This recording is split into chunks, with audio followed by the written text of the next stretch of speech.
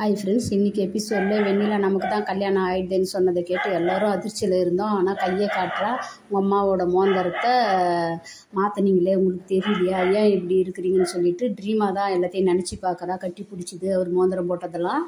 ஆனால் இதுவே எங்களுக்கு பால் வாத்த போல இருந்தது. வெண்ணிலா வேண்ட எங்கே விஜய் சொல்லி புரிய வைக்காமல் போயிடுவார்னா. ஆனால் ரொம்ப நன்றி விஜய், எனக்கு கல்யாணம் ஆயிடுச்சு, காவேரி தான் என் பொண்டாட்டின்னு சொல்லிட்டு இன்றைக்கி எபிசோடில் புரிய வச்சுது. வெண்ணிலாவுக்கு புரிய வச்சுதே உண்மையிலேயே ரொம்ப சந்தோஷமாக இருக்குது. அடுத்ததாக இவர் கோவிலுக்கு போவாரா, அங்கே காவேரி வெயிட் பண்ணிக்கின்னு இருக்கிறா.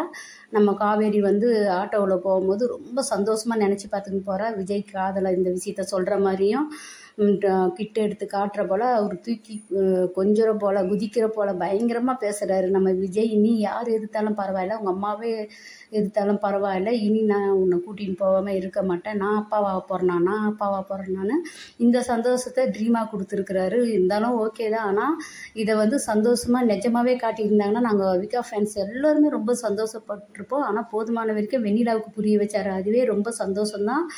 இங்கே பாட்டி தாத்தா எல்லோரும் குழப்பத்தையும் காட்டியிருந்தாங்க. ஆனால் ராகினியும் ஏதாவது பண்ணுவான்னு பார்த்தா பரவாயில்ல, ராகினி வாயை அடைச்சிட்டாங்க. டைரக்டர் சாருக்கு ஒரு நன்றி.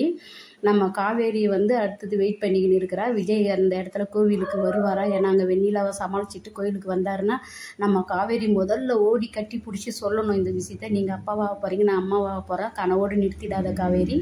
மறுபடியும் நாங்கள் எல்லோரும் ரொம்ப சந்தோஷமாக எதிர்பார்க்குறோம் நீங்கள் அப்பா அம்மா ஒரு ட்ராக்கை. அடுத்ததாக எபிசோடில் பார்க்கலாம். Bye by.